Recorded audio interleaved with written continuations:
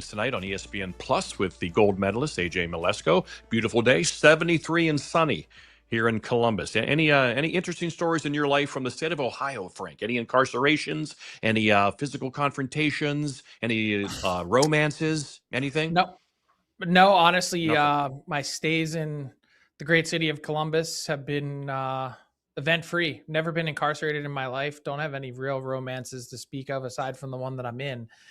And yeah, it's been, I guess, quiet anytime I go to Columbus. Okay. Nothing wrong with peace. Yeah, I too have no incarcerations on my record. My ex-wife's from Ohio, so I got that going for me, which is nice.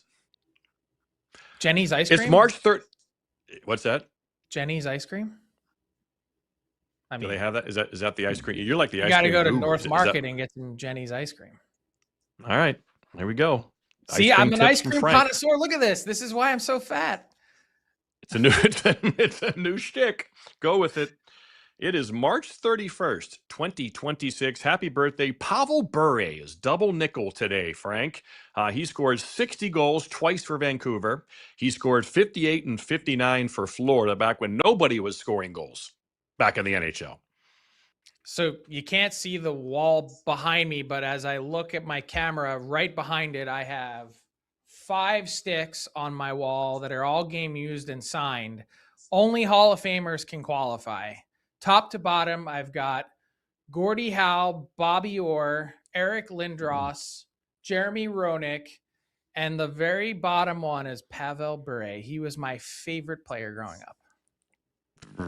The Russian Rocket. Very, very cool. David Clarkson, speaking of Columbus Blue Jackets in the past, 42 years old. How many different teams had his contract, Frank? That was quite the contract that was all over the league, wasn't it, at a time, taking that money? It's like Shea Weber now. Did you know that Shea Weber is a member of the Chicago Blackhawks? Yes. So does he get 2 tickets a night? I wonder if that was some of the perks, And Kiefer Sherwood is 31 years old today. I meant to update his stats. That's one thing I forgot to do this morning. Let me get that real quick. Because as before last night, it was 17 games, 4 goals, which is, pretty much that's like a 20-goal pace for him. So what did he get last? Did he score last night? Did he do anything last night? So 18 games. No, he did not. So 18 games, 4 goals, 3 assists so far in his Shark career. And again, that's about a 20-goal guy, which is what he's become. It's going to be an interesting contract in this new 2026 and beyond cap world to see how it ages. Shout out Michael A-Race. This is his Cannonballs podcast, all things Columbus Blue Jackets. Michael out of the zone in the media world, like so many are, grinding away, and a great writer all those years, the first beat writer for the Columbus Dispatch, and went back to Hartford. He used to work for the Hartford Current. He's a Hartford kid, and so I just want to give Michael a shout out for sure. All right, Franks and Beans time, Frank. Porter Martone makes his NHL debut tonight. He'll play with Dvorak and Konechny as the Flyers are suddenly in the playoff hunt. I actually texted Jared DeMichael, assistant at Michigan State, said, give me some Porter stuff I can give the Flyer fans. Yeah, D-Mike's hockey sense, can play and finish, competitive, off the ice, very coachable. He's a hockey junkie. Teammates love him. Learned a lot about nutrition and training this year. He's like a Kachuk on how he affects the score sheet, helps you win games, pulls teammates into the fight. Opposing teams hate to play against him. He's young, obviously, but there's so much there. Flyer fans are going to love him. Number 94 in your lineup, and I'd say arguably number 1 most important as part of this rebuild for the Flyers. I mean, you could say, hey, it's him or Michkov, whichever one. Both are highly critical to where the Flyers want to get to next, and an exciting time as he gets injected into this lineup on a night when they absolutely need this game to hang in this race to give themselves a shot.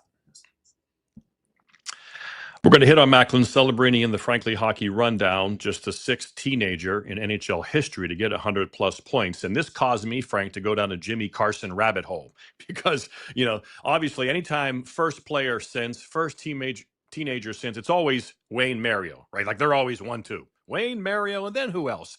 Dale Howard-Chuck again, huge numbers. Sid, and then Jimmy Carson. That probably gets people, into Jimmy Carson. And I'm sure if today's generation probably doesn't know anything about him. Second overall pick. He goes right to the Kings and pumps up these big seasons with 100 points, obviously, as a teenager in his second year. Then he's traded for Wayne Gretzky. Wayne, obviously, that whole thing, get out of Edmonton, get married. The city's too small. Let's go to LA. Let's grow the game. And Jimmy Carson goes back the other way. And that first year, he gets 100 points, 49-51 in Edmonton. They lose in the first round of the postseason to Wayne in 7 games. People probably think, here goes Edmonton. Here's the big slide. Of course, then they trade Carson the beginning of the next year, and Edmonton goes on to win the Stanley Cup that year, with Mess and no Wayne to get their 5th. He's traded 4 games into the season to Detroit, and from there, some injuries and whatever reasons, he was on a Hall of Fame trajectory there, Jimmy Carson, and then eventually ended up retiring kind of young. He came from a well-to-do family, very educated, smart guy, and he's fine. But that's the Jimmy Carson story is an interesting one. If you want to go down a hockey DB or hockey reference rabbit hole, also it coincides, but Bernie Nichols had such an unbelievable career that I think people don't really talk about enough. And also a really fun guy to talk to. Yeah, absolutely. He had a new book out last year too. Triumph Books usually puts out 4 or 5 biographies a year, and he was one of them last year. Could have been 2 years ago, but yeah, he was on that team when Carson broke in. Robitaille, him. So he had good dudes around him, obviously. But Carson was the guy. Luke was not looked at as going to be the Hall of Famer. It was going to be Carson. But in the end, it was Luke, obviously, who just could score goals like anybody. And so we'll talk about Celebrini later, but the Art Ross update. McDavid has a 3-point lead now over Kucherov. Big night for McKinnon. We'll talk about the Avs. He's 4 points behind. Celebrini, the only other with 100 points so far in the NHL this season. He's at 101. Top 3 in goals. McKinnon, 49. He's 1 from 50. Caulfield, 46. Outside chance for Rocket Richard if he could get one of those, another hat trick or two. Never know. McDavid's at 42. How about this, Frank? Best power play in the league, Edmonton, 30.2%. The worst, the Flyers, 15.6%. And that got me thinking, Darren Radish is a free agent. I've been throwing some teams at you for Radish here the last couple of shows on Frankly Hockey. Don't you think that might be a Flyer thing? But he looks like you're shaking your head already. Their power play's not good. I don't know why it would make any sense. Let's sign a guy in his right-handed 30s. shot. Why? They got cap room. You want good players. No, because it's going to be expensive. It's going to require term. And the last thing I'm doing if I'm the Flyers is signing any guy north of 30 for 5 or 6 years so I can bleep myself into oblivion. 30 is not 50, Frank. You make it sound like they're ancient, like they're, AARP mailings are coming in the mailbox. Flyers 25 or under. That's the goal. All right. I just think like a particular position like that, might, but who knows what the price is going to be. But I would think right away he'd be an exciting ad on that power play as a right-handed slap shot. Worst in the league. How about this? Calgary has 11 shorthanded goals this year. Colorado has 1. We're going to talk about that game. But that's one of those weird things. For some reason, Colorado, the fewest in the league, just 1 shorty. And for some reason, Calgary's got 11. A lot of goals on the board last night. A lot. Penguins and Islanders combined for 8 in the second period. That was Penguins, my play yesterday. Speculate to accumulate. I had the over. It's so nice when you can look at the scoreboard in the second period and go, that's an easy night. That's a win because it was scoreless after 1, right? So maybe you were nervous. So good. No nerves. 90 points for the Penguins, 8 games left. Okay, so this morning I wake up about 6 a.m. like I always do, and jump on the phone and look at the night before and stuff. So I decided, Frank, what do the teams who are in the playoff situation need to get to 100 points? So the Penguins are obviously in that mix. The Montreal only has to go 3-6 to get to 100. So they're in the playoffs, Frank, right? Tampa Bay, Buffalo, Carolina, obviously, they're fighting actually for the 1 seed. And then Montreal's good now. So you don't have to worry about Montreal. So 4 more teams make the playoffs to get to 100. And this gives you an idea of that team's likelihood to get in. The Bruins, the most likely. Just 4-4 gets them in. So that gives you an idea. They're probably going to get in. They're probably the 5th team. Just 4-4 gets them to 100. 5-3, 102, they're in. Penguins have to go 5-3 to get to 100. certainly doable, not guaranteed. They could go 4-4, and their schedule's a little tough, but it's hard to figure down the stretch who's going to get rested, what young kid plays. But that young kid might be full of adrenaline and get 4 points. Like, you just can't look at the schedule, strength of schedule this time of year. To me, it's too random. So Bruins 4-4, they look good. Penguins 5-3, probably pretty good, and that kind of aligns with these percentages as well. The Islanders have to go 5-1-1 to get to 100, Frank. Columbus has to go 6-2. Again, these are all doable. Ottawa 7-2. Detroit 7-2. What's the current cut line? Philly. I know you're saying 100 will guarantee in, but what is the current cut line projected to be? Right, and the Philly 7-2. So the fact that the Isles have to go 5-1-1. So let's put Pittsburgh and Boston in. So now it's between Philly, Detroit, Ottawa, Columbus, Islanders, and like I said, we said 7-2, 7-2, 7-2, 6-2, 5-1-1. That's unlikely that 2 will do that. It's probably more like 5-3, which that brings to 98 points. So I think it's going to be 97-98 because they play each other too, some of these teams. So they're guaranteed losses in there, baked in. Unless there's 3-point games. Right. So this percentage to me, because of that, although like I said, Ottawa, why are they 61 and Detroit's 29 when they both will get 100 by going 7-2? That could be schedule based. That could be, trends or whatever, but just a good finish here in these last 9 games. Pittsburgh and Montreal are pretty much guaranteed in, and Montreal is actually higher than this. They're 99% according to hockeybase.com. So yeah, because 4-4, they're at 102. That would leave essentially what you're saying is 5 teams in the mix for 3 spots. Correct. Islanders, Columbus, Ottawa, Detroit, Philly. And to get to 100 again, Isles 5-1-1, Columbus 6-2, Ottawa 7-2, Detroit 7-2, Philly 7-2. That's what they need to get to 100. So all 5 aren't going to do that. But if 2 do that, those are the 2 teams. So it really is wide open between those 5 teams. With Ottawa having a slight advantage, but then they're for whatever reason, their goaltending situation. Yep. Right. And even though the record's the same for them in Philly. And one reason why it is higher is because they have more regulation wins. So these other teams really got to think about getting 101 because Ottawa's not giving it up. And that's just like in the West, Frank. I think 87 points the number out West. And so to get to 87 points out West, and I got Utah in, and Edmonton, and Vegas. Nashville, 5-3, gets them to 87. LA, 5-2-1, gets them to 87. Seattle, 6-4, gets them to 87. Again, these aren't gaudy records. San Jose, 6-4, they get to 87. Winnipeg, 6-2-1, they get to 87. St. Louis, 7-2, they get to 87, and they're going to have the most regulation wins, Frank. So if St. Louis goes 7-2, they're going to get 87 points and have the most regulation wins, which they already have, and they would still have, obviously. And so that's your situation out West. So it comes down these last 9-10 games. And these aren't gaudy numbers. It's not like 9-1. But again, these have been ordinary teams, just like in the East. Can they go 7-2, 6-2-1, 6-4, 6-4? So that's what it comes down to. So St. And again, Louis, LA is 58 because of strength of schedule. St. Louis, as you saw on our board, they're not on here.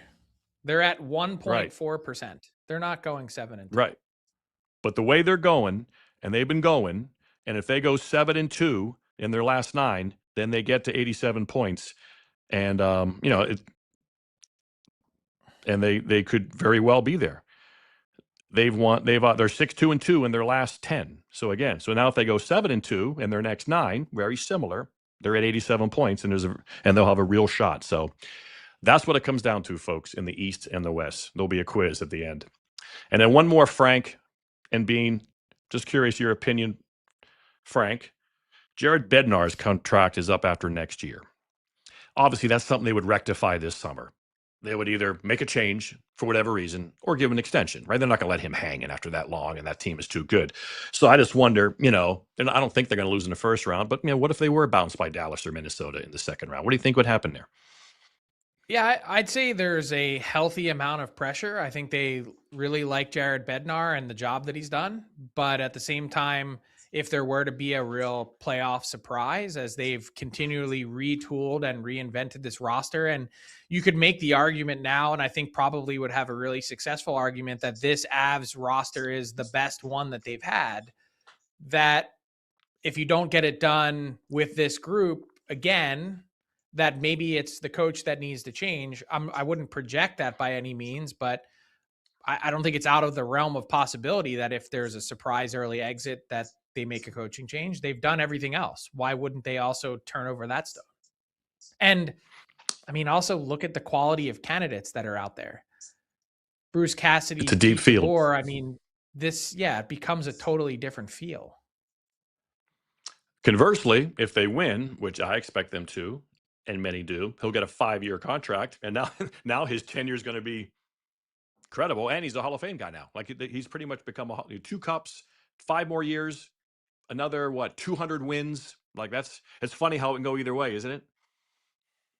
And I'd imagine he'd have a really strong case to be among the very highest paid coaches in the league at that. So absolutely, he's challenging John Cooper and Mike Sullivan and all the rest for top salary. So it's a really fine line. And no matter what, Jared Bednar is going to be scooped up incredibly quickly if he were to become available. I mean, he'd join that conversation with Cassidy and DeBoer. And like, even John Tortorella getting another job makes me wonder, does someone like Peter Laviolette now become a candidate somewhere else again, where you're thinking maybe this is the end for both these guys?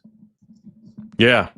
Torts is such like a rock star and such a interesting dude. I think that's why he might get more chances or later than some of those other guys. Maybe other guys, there doesn't seem to be a fatigue with Torts after maybe, he kind of he recharges with the media and then he comes back. He's just one of those guys that they feel like can energize, where the other guys, I think they might look at as maybe tired. Torts still kind of exudes, an energy. Maybe. Okay. All right. Let's get to the Frankly Hockey rundown. Turbulence in Toronto. Treliving, after 3 years, Frank is gone. Now, what does? First of all, let's kind of relive those 3. Didn't go well, did it?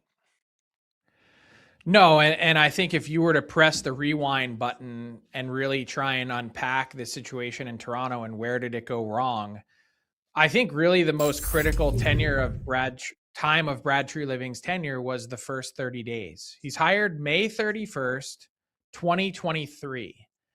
And on July 1st, 2023, Mitch Marner's full no trade, no move kicked in.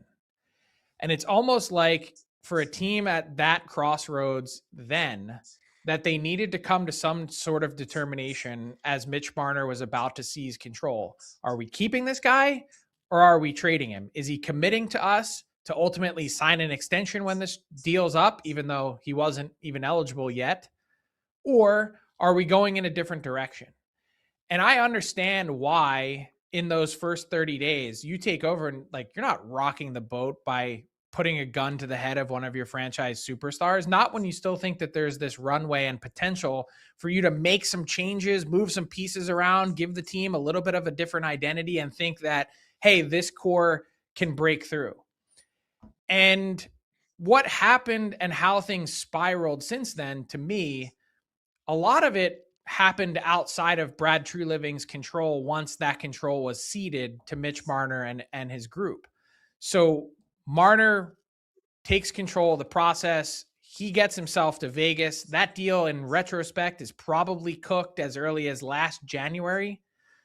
Doesn't say yes to any trade proposal, doesn't engage in any talk for contract extension, finds out, toward June that Mitch Marner is going to Vegas, and I'm going to try and squeeze Vegas for whatever I can get to avoid a tampering charge. And now he's left picking up the pieces for a season that goes sideways with injuries, Austin Matthews not playing up to the level that's required for him. And all of a sudden now these very real existential questions of, do the Leafs need to tear this down and totally reboot it? And what happens to Austin Matthews? And can he get back to the level that he was at? Does he want to be here and be part of that? Can a team win with William Nylander as hockey's ultimate freelancer? There's all these questions. There was a coach that was brought in that clearly wasn't a great fit with this group, that hasn't had the success required. And then Brad Treliving is selling off pieces that he just paid significant prices for at 10, 25 cents on the dollar. And he's handed his walking papers. Yeah, I think that top 5 protected pick this year is potentially big. You don't know who's going to fall. And again, the draft, once you get out of top 3, you're not for certain. But right now they're tied from 11th from the bottom, but they only have 7 games left. So they're going to get past. Will they get down to 5? Could the draft work out? Okay, now we have the best prospect in the organization. So now we have this. If they don't get that, it's like, man, now we have completely nothing. So now it's another year. Is it the right move to get a haul for Matthews with 2 years left to begin that process?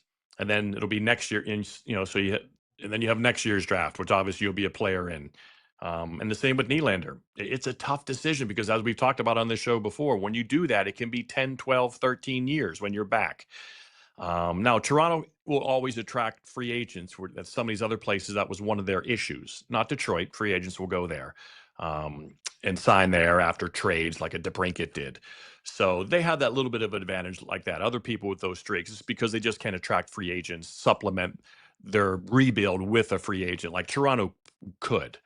So it's a difficult decision.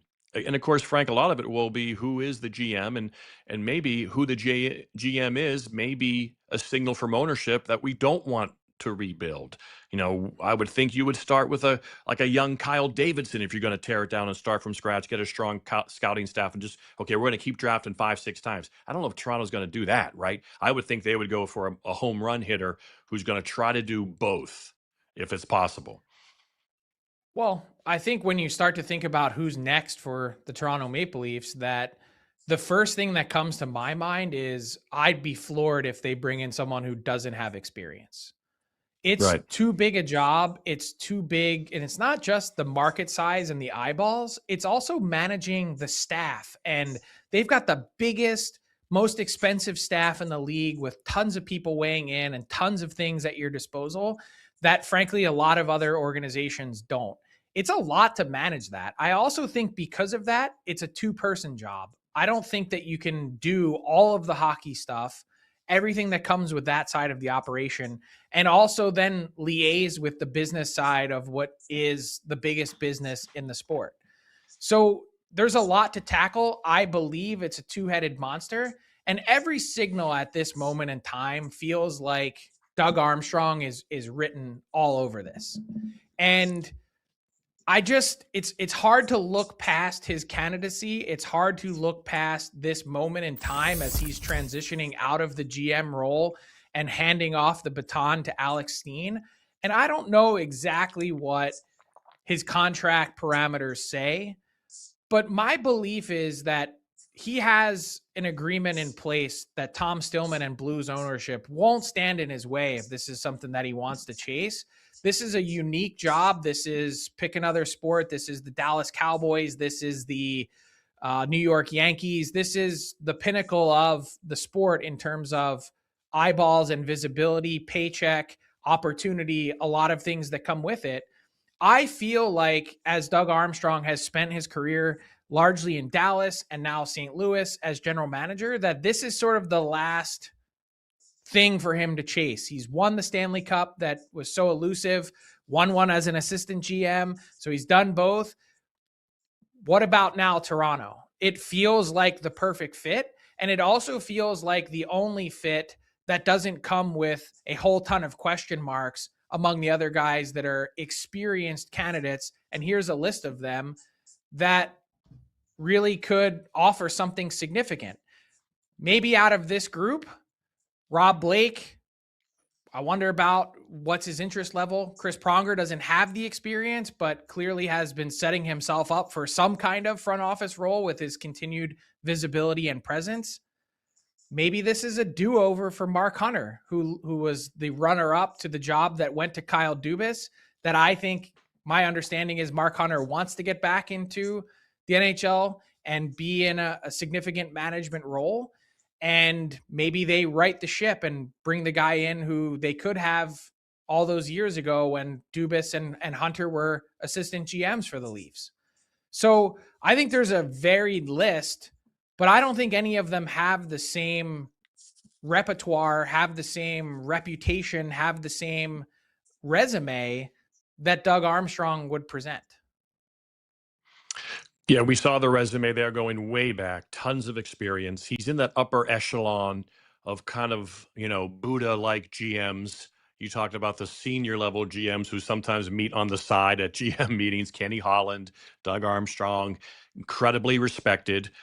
We saw, obviously the St. Louis Blue Stanley Cup, and then kind of this sort of reconstruction they've been in. I actually think they're in a really good position going forward. We almost saw, obviously, the Thomas, and we almost saw a complete teardown in terms of really changing the core. But Dylan Holloway has been one of the best players in the league since the Olympic break, and they need defensemen. Obviously, they probably have to figure out the goaltending, maybe move on from Binnington and just kind of, just refigure that. How he identified Jim Montgomery as the coach last year and acted boldly, like a lot of GMs maybe wouldn't act that boldly. So he's not afraid to swing. And I think Toronto, that job, I think, kind of demands that part of it. And I think it's part of the mojo of the job and the team, like you said, the Cowboys, the Yankees. We try to do things. We're just going to keep trying. We have the resources, we have the people, we have the infrastructure. We should have enough people who identify talent. We should be doing better in drafts rounds 2 through 5. No one should outdraft us with our resources.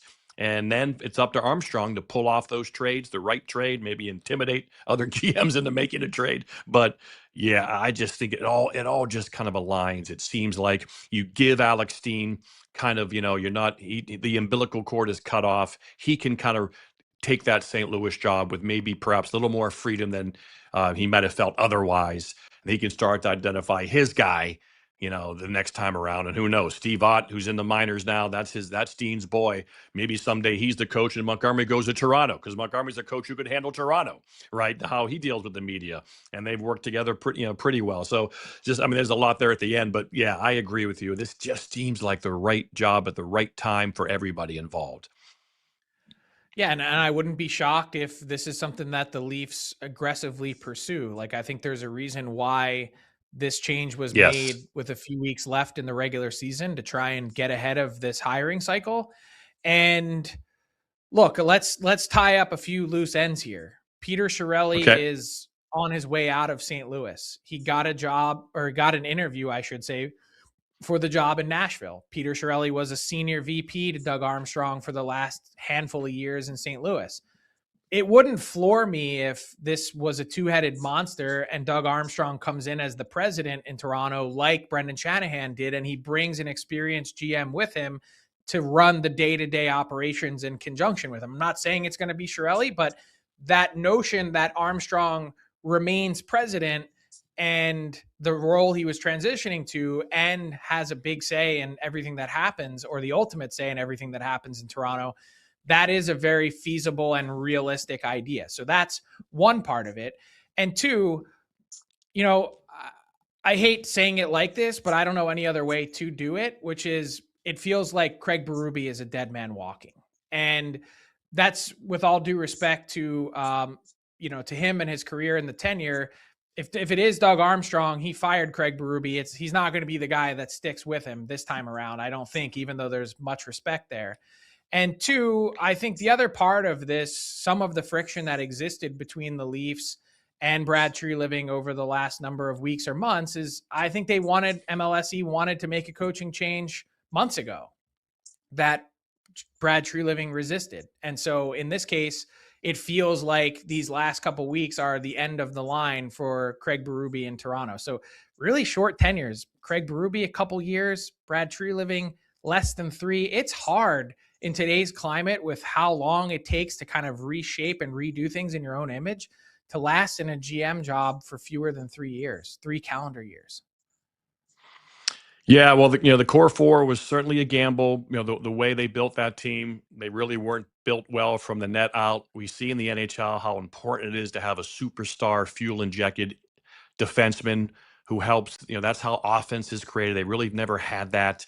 And we see the champions recently. They all tend to have those guys, those defensemen, really star defensemen that can do that. And they had big AAV numbers up front with those 4 guys, and there wasn't much room after. And so now it's all kind of soft crumble. I wouldn't call it a crumble, but it's certainly a decent enough of a crumble. And now, how do they regroup here, and with whom? Well, here's the thing: Keith Pelly is now squarely in the bullseye because 1 year ago, Keith Pelly let Brendan Shanahan walk with his contract expiring and said that he was very confident that Brad Treliving and Craig Berube were the two leaders to push the Toronto Maple Leafs forward and back into Stanley Cup contention. Now, less than 1 year later, he's aborted that plan seemingly and likely will end up punting both of them. This is, without a doubt and without argument, the most consequential decision that the Toronto Maple Leafs will make for the next quarter century. I know that sounds hyperbolic, but with how long it takes, if you are going to do the rebuild, this is a multi-billion-dollar decision on who you're hiring as the next leader of the Leafs. And I don't say that lightly. I think the fact that Keith Pelly, with zero hockey experience, is the guy making this decision moving forward is highly questionable as it is. Yeah, that's why, again, to kind of wrap it up, big decisions are to be made. So you need someone who's not afraid to make them, who's made them before. And like we said, do you move on from Matthews and or Nylander and really try to restock this very poor prospect pool that you have, or you try to fix it via free agency? Like, this is the time to act now, because this is the time to act. Mm-hmm. All right. Did somebody step on a duck? Well, they tried to last night. Obviously, Radko Gudas declared himself fit to play because he knew this was coming off the opening faceoff, Frank. And it made for an interesting start to the game, of course. I mean, watch Radko Gudas here. He doesn't actually take any swings at all. He doesn't even try to punch Max Domi. It's almost like he knew, I'm signing up to get punched in the face a few times because I made a poor decision and choice with the hit that he made on Austin Matthews. And on one hand, I think what Radko Gudas did is admirable. It requires courage and honor to step up and be the guy that says, you know what? No, this is not going to be on my teammates. I'm the captain of this team. I made the hit. I'm injured, but I'm going to play tonight just because I need to face the music. That's why people really respect Radko Gudas, and he is a leader for the Anaheim Ducks. On the flip side of it, I just kind of think about how ridiculous this hockey code is or can be at times. I like that they can police themselves and that there's this idea of vigilante justice. But I also award the Toronto Maple Leafs 0 points, like 0.0, for going out to avenge the hit on Austin Matthews, because it's easy to do so after you've been raked over the coals for the last few weeks for doing absolutely nothing in real time while you watched your captain's knee get shredded. You did nothing at all. And then you were crushed for it after the fact. So of course, everyone, to quote Matt Nyes, wants to get a piece of Radko Gudas. Congratulations. That's the easy part. He let you punch him in the face repeatedly because he knew that he messed up. You don't get any points after the fact. This is not like one of those revisions in math class in grade 6 where the teacher says, take it home, show your work, and I'll add you a few more points on your score at the back end of it. No. That's not how this works. You don't get to unring the bell. You didn't answer in real time. You don't get any credit for last night. No, but they had to do something. And so, yeah, they made a mistake the night of, for sure. But to do nothing again last night would have been obviously laughable. So you learn from it, you move on. And with this GM change and everything else, now you try to rebuild the organization so this doesn't happen again. And you make this a part of the future. This happened. And obviously, it's more important to score goals and to skate fast and make saves than that. But that is part of what we're going to do here. We're trying to build a culture of supporting your teammate. Too late. 24/7, 365. Craig Berube wanted it then in the moment. He wanted it then in the intermission of that game when it happened. To go meekly into the night and then wait a couple weeks for everyone to be watching in Anaheim to pound your chest and tell everyone how tough you are. Like, I don't, that's not culture. That's fake tough guy stuff. That's not what it is. That's not how you build a culture when everyone's staring. You build a culture by doing all the things when no one's watching. And it is amazing that, with Brewby behind the bench, but he just can't go. It's harder nowadays to say go out and punch people implicitly because of the ramifications that could cause. So we'll see. A lot to look forward to in Toronto this offseason. It could be fascinating. A hot stove season in Toronto. Torts wins his debut 4-2 over Vancouver, a team he once coached. It's a good team, obviously. It's the team to start your coaching career with when you play in the NHL these days. There it is, 4-2.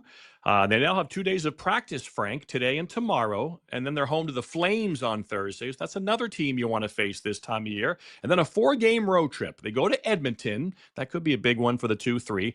And then if they fly to Vancouver after that game, they could have 2 more days of practice before they play Vancouver again, and then a short flight to Seattle, and then Colorado. So this is, a road trip is good for a team to get together, coaches to get together. So to have these 2 cupcakes with 2 practices in between, Vancouver, Calgary, then go on the road to kind of really get in. That's where teams like to get together on the road and really kind of congeal, and then come back home to finish the regular season. Jets and Kraken.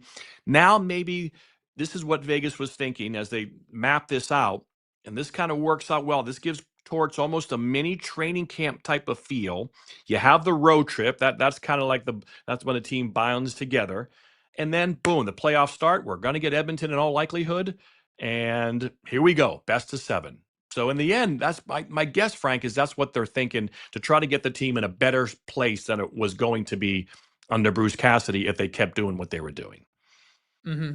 So you've worked with Torts and you know him a lot better than I do, which is 0.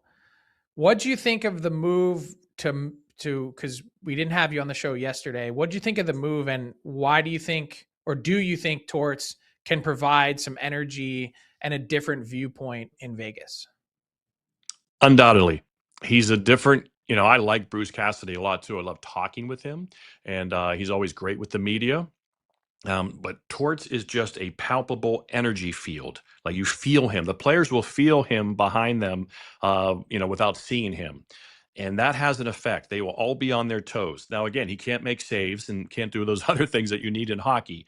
But undoubtedly he wanted to coach. We were working last week before I went to the NCAA regionals, and he's breaking down, the breakout and how to cover the breakout and how to check. He was talking about Edmonton. They need to check. And that was the night they really had that really good game. Forget who they won, but they beat. It was a low-scoring game that they won, and he was talking about this is how you have to check to win. And afterwards, we go to commercial or they go back to the game, and it's like, man, I miss coaching. Like, he's just, it's in his blood. He's got tons of energy, and so yes, I think he has that in your face, your old high school coach that we all have, that we remember, who was tough, but now we're glad they were tough, and they were at energy. They were in our face, and he's going to do that again. They need saves. Their underlying numbers are not terrible, but I do think he still has a youthful energy. He still wants it, and now he's going to finish off the season, the playoffs, and then see after this. That's going to be also an interesting question to me. I don't know that any team defends better than a Bruce Cassidy team, and that's why I really struggle for a team that needs saves. How you then move on from one of the best defense-oriented minds in the game. And there's a million things to unpack here. I don't know how much of what we saw from Torts yesterday was shtick or was it by design, but I found his opening press conference to be like wholly uninspiring. And I don't mean from an energy perspective. I mean from the substance that came out of his mouth. I'll just hit on a couple of the highlights for me, which were I'm not going to be making big changes. Is one. Like, if you're not going to be making big changes, like what are we, why make the change with 8 games left? So that's one. 2 was him admitting to the fact that he doesn't really watch a lot of Golden Knights hockey. That's concerning to me, that he doesn't know the team as well. And in part with that was, I don't know these guys' names. And he said, I'm going to the wall in my office to write them down so I understand them better. And then said after the game last night that he was calling one guy by the wrong name the entire game. We can laugh about that and say, hey, that's a coach who's thrust into a situation that's trying to learn, and there's a lot to soak in, and who's going to know that in such a short period of time. But on the other hand, I'm going, there's no time to fiddle at the dials here. You're getting launched into the Stanley Cup playoffs in like 13 days time, 16 days time. This whole notion of like, it's cute that he's going to learn the team in that short period of time, it kind of underlines for me how tall the task this is to get everything heading in the right direction, or to try and turn this around in that time frame.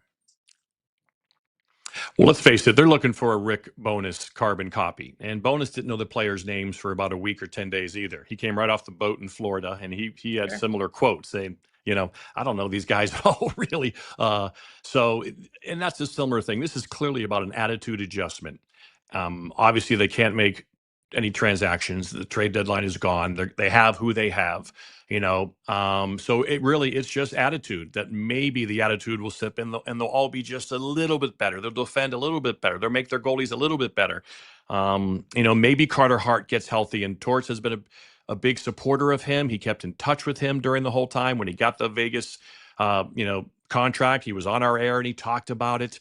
And so maybe he somehow inspires Carter Hart. Is this guy who was with me the whole way and believed in me? Maybe he starts playing well with him, and maybe that somehow wakes up some neuron in Aiden Hill's brain, and then he starts playing a little bit better. So I just think, Frank, it's a collective, a little bit better, everybody, a little more energy, and then maybe that filters down to the goalies for a variety of reasons. They become more competitive. They become more on their, just a little bit more aware or whatever. But I think that's what this is, the Rick Bowness factor, an older guy who can come in, more about attitude adjustment, simple philosophy, which, again, Columbus needed a bigger philosophy change, like you said. And even I think Torts said, boy, this team has good numbers. Bruce Cassidy is a really good coach. He's going to get hired very soon. He'll be in the league next year. He's a tactician and a great adjuster on the fly, too. Bruce Cassidy, he's brilliant. Maybe he just needs to learn slowly, how can I get a little more mileage out of my tires with these players, because he does seem to be a shorter term fix, because then there's fatigue with him after 3-4 years. But again, 4 years is a long time in the NHL, and a team who's ready to go would have no problem hiring me. Yeah, we'll take a 4-year window and take our chances. So, yeah, I think Torts is just that's the idea, get everyone a little bit better, and the schedule set up here to give them 3 weeks to hit that opening playoff series with Edmonton in a different frame of mind. Well, I don't know why I have this feeling, and I don't know if it's true or not. We'll see. But I feel like it's going to be one or the other, home run or strikeout. It's going to be fiery explosion, or it's going to be lightning in a bottle. I don't see a lot of middle ground here. And I hate the gambling pun, but I think it's a true roll of the dice by the Golden Knights. Yep. They swing big, like you said. Torch swings big. The organization swings big. The owner, the GM, that's their DNA. And so we shall see. Like you said, it'll Torts likely coined be the phrase "safe as death." So I think he's right. going to fit in pretty well with that management group. That was back in 2004 when he won his cup. That was their mantra that year. All right, let's go back to that Avalanche and Flame game we talked about. Trade revisited. Kadri scores twice against the Flames. In fact, Frank, he scored 2 power play goals in 66 seconds against his former team, as once again the Avs explode against Calgary.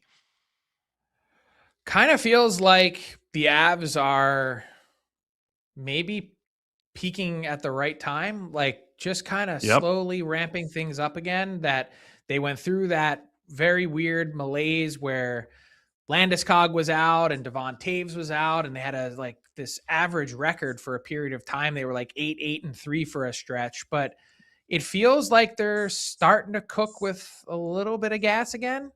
I just really wonder about this Cale Makar injury. I don't have any inkling that it's serious, but the fact that he came back and tried it a little bit, and when you're up that big in a game, you can take your foot off the gas pedal and say, hey, go take a shower and get some rest. But he's being reevaluated today. Jared Bednar said they didn't have an update yet, but that obviously looms large as we consider this Central Division arms race and this absolute battle royale that's about to follow between Dallas, Minnesota, and then ultimately Colorado. Makar has to be healthy, like no ifs, ands, or buts. Correct. And like we know, there's so many players right now who are going to have off-season surgery, but and I'm not saying Makar's is that bad, whatever it is, but but yet you have to play through it when you're on a team who has a chance to win, and obviously a team who's going to make the playoffs. Whether it's something that they can rest him for 2 weeks and then it's fine, or it's something that needs a longer term thing to get 100%. But yeah, I like where they are too, Frank. They're set up for a first round sweep, at worst 5 games, but probably a sweep. Like that'd be a pretty safe bet almost. I think the odds are probably pretty decent because it's sweeps are very rare. And then they can let Dallas and Minnesota beat each other up for 7 games, and then then the conference final for them, it could be McDavid, but even then it's going to be competitive for them to get through, even though it lines up well for those Pacific Division teams, Edmonton or Vegas, if they win their opening series. Then, but again, maybe by then Vegas is rehabilitated and Torts has them going, and then that would be a pretty good conference final. But yeah, Colorado, I'm feeling good about them right now. Well, if you want a good Avs stat to wrap up this segment, the Avs are the 4th team since 1995 to beat every other team in the league at least once in a season. So they've beaten all 31 teams this season at some point or another, which in 73 games is pretty impressive. That's a cool stat. I like that one. All right, Macklin Celebrini. We kind of touched on it at the top during Frank's and Beans. 6th teenager, just a 6th with a 100-point season, Frank. And after a bit of a lull, we talked about it with a decent finish here for San Jose. 6-4 gets them to 87. 7-3 gets them to 89. If he were to make the postseason, I think that really helps top this year off. I think he'll get Hart Trophy votes on some people's ballots at number 1 if they do make the postseason. This is truly in your hands up. I think my hands might be up as well. There it is. Those are the 6 teenagers to have done it, and he does it, Frank, and really all on his back. It's incredible what he's accomplished. And I loved hearing from him after the game last night where he said, this was one of the goals of mine. I didn't know that it would happen this quickly. Like he wasn't banking on it sophomore season, but I think when you write down your goals and you put them on an index card or wherever you put them, your diary or journal, and then you go out and chase them, it shows you the power of that. And we knew Macklin Celebrini would be really well adjusted to make the leap to the NHL just based on his body and frame and the sports science that's been behind his training with the help of his dad. That gave him an incredible leg up to capitalize on the talent that he has. But to think that he would get to this point in time with such little help around him in San Jose, that's not casting dispersions on the other young guys that they have. It's just that there is such a sizable gap between Celebrini and his next closest teammate in points that it not just highlights his MVP case, but it highlights him dragging this team to the brink of the playoffs. I mean, you just looked at the standings. Like we haven't talked about the Sharks in recent days in the playoff chase because it kind of looked like they were dead in the water. But now with the standings where they are, like you mentioned 6-4, like it's really like they've got an authentic chance here to mash someone with some memory foam in this pillow fight and take hold of that last wild card spot. Seattle's back in it, and they were dead a few days ago. They're the second wild card team today. It's bananas how little these teams that have been in that race have sort of tried to seize that last spot. And I want to throw this stat at you too. Macklin Celebrini. Well, this is from Josh Dubow of the AP, which is an incredible share. Celebrini has the highest share ever of points for a teenager, 46.8% of the goals for the Sharks. Here's another one. Macklin Celebrini is now the San Jose Sharks all-time leader in even strength goals in a single season. How about that? Yeah, 7 power play goals, 38 total. He's got a 50-point lead on Will Smith for points, 50. Now, Smith has missed 13 games, so obviously he would have been, he's almost a point per game guy, so it'd be a little closer, but still 50 points. And what catches my eye, Frank, is Wenberg is minus 26, Eklund is minus 34, Orlov minus 27, Klingberg minus 17, Goodrow minus 15. Celebrini a plus player on this team. He's a +2, which shows that he is just his shifts. He is clearly, when you talk about dragging people into the fight, his line mates are minus, but he's not. Even like when there's a change, he's the first off. His line mates, watch out, they're going to score. So yeah, it's been unbelievable. He plays 21 a night. So he is out there, and it's just a great story. Again, just for those who might be joining us late live on YouTube X or the Victory Plus app, again, in the Western Conference, if it's 87 points, Nashville 5-3 gets them there. Kings 5-2-1, Seattle 6-4, San Jose 6-4, Winnipeg 6-2-1, St. Louis 7-2-1. So if one of these teams has a nice finish, doesn't have to go crazy, and if one of them has a really good finish, wins 8 of 9, 9 of 10, then they're in. And that's what it really comes down to in the East and the West. Who among this group is going to finish strong in this last group of 9 or 10? And Macklin, now that he can taste it, Frank, it's going to be really fun to watch him compete and play the rest of the way. Why not the Sharks? And if he has an absolute tear, why can't he run down Jumbo for the best point season in San Jose Sharks history? Let's do it. And again, an Avalanche Shark would be a really cool TV series for us to promote and to show and to get some interest in people. Obviously, the Avs would crush them in 4 or 5, but to see Celebrini play and as if his team, Yep. yeah, he'll think they can win. And who knows? Maybe they can win one of those home games when they come back for a game. They might steal one on the road. You just do not know. All awesome right, to see let's the ask Sharks the inside again in the playoffs.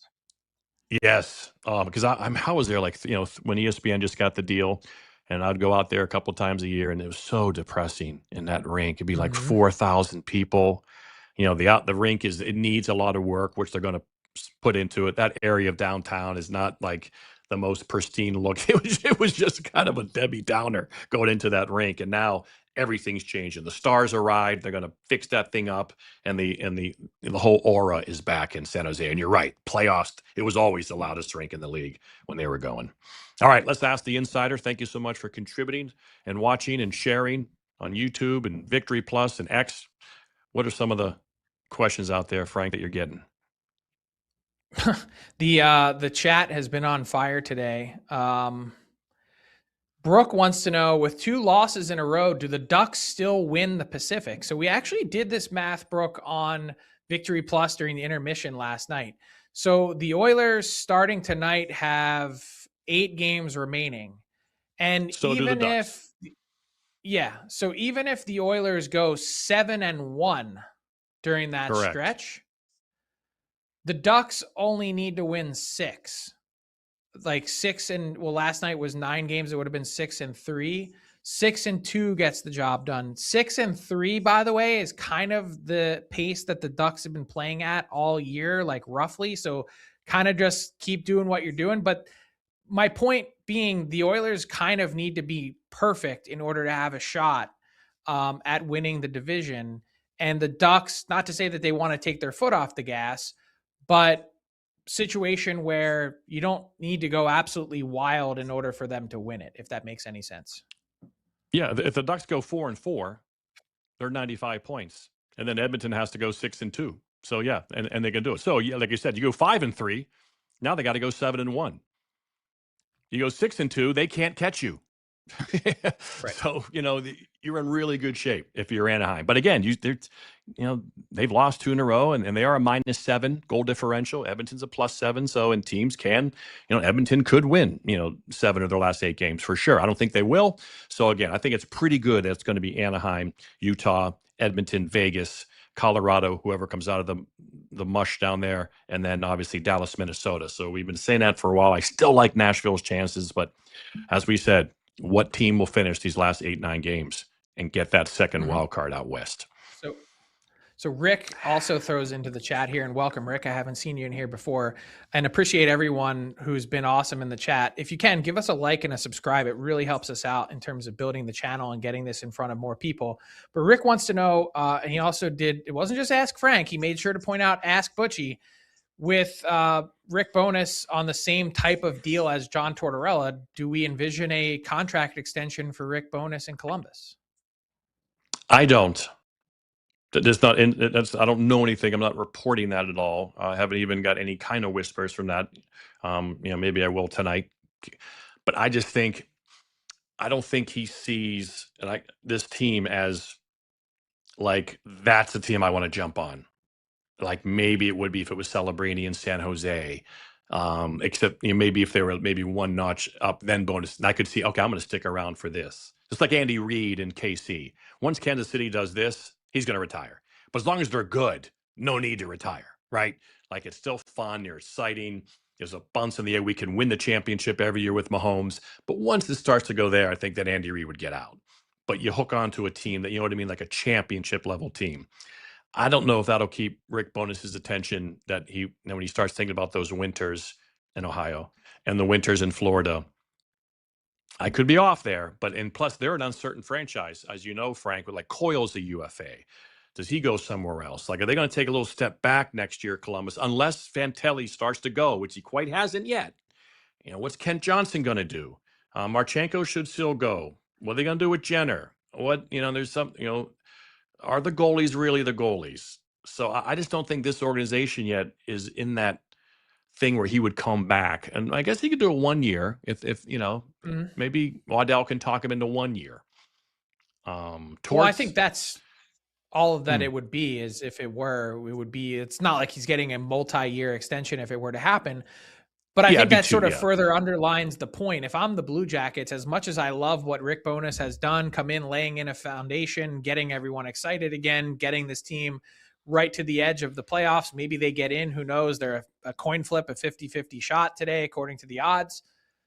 But what's I want 5 years. Like, I want to know who my guy is. And I think that's the trouble with Torts. I think that's the trouble with Rick Bowness. I think that's the trouble with, a lot of these guys that are in these roles is you need to know who the next guy is. And I don't know that there's enough sort of foresight right there at this juncture to be able to answer that. And I think that leaves the franchise as a whole in a relatively precarious position, as you mentioned. And with Cassidy and DeBoer out there, obviously those aren't Vegas options, probably because they both have been there already. But if you're Columbus, bringing in a Bruce Cassidy, like you're trying to get the next level, or even like a Buffalo, maybe they, this is the team that's ready to go.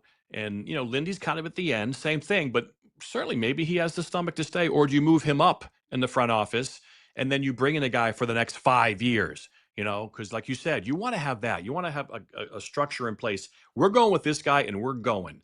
And maybe with Lindy, that could be interrupted in a couple of years. But again, I'm not trying to retire Lindy. He's obviously having a great year and he's doing very well. But that is like an option that they could do. Otherwise, it's, Montreal, do they love Martin St. Louis? Is he definitely the guy to bring us to a Stanley Cup? They might think that for sure. But with Cassidy and DeBoer out there, there's options for different level of teams, right? Columbus, we're trying to get there. Buffalo, we're trying to get there. Where right now Columbus is trying to get to Buffalo. So yeah, I would, for some reason, my gut is neither Torts or Bonus will be there next year on those teams. Just a gut. Okay. Unless they were to win the Stanley Cup or maybe even make the conference final. All right. Let's speculate to accumulate. You got to do it sometimes in life, kids. You got to jump in the pool. You got to jump in the deep end. You got to take a chance. Be smart. But what do you think about, Frank? We're going to hashtag. Oh, wait a minute. No. Today.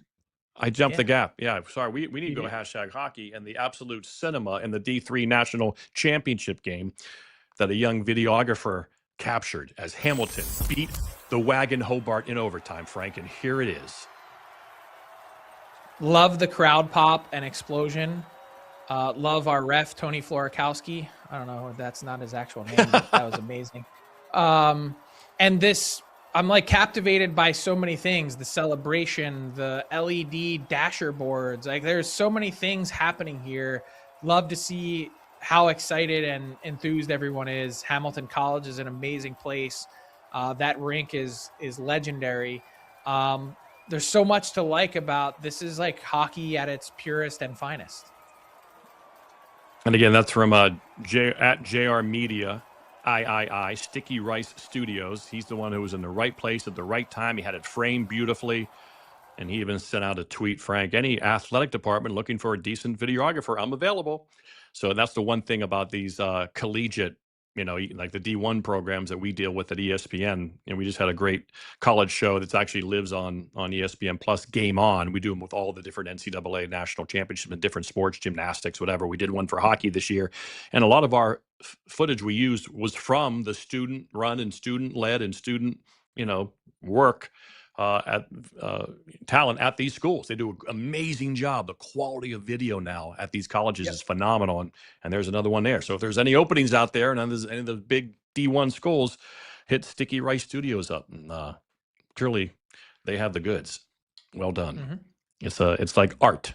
People used to go to museums, and now they just obviously scroll their phone to look for their art on Reels and and Instagram, and that was absolutely a work, a piece of art.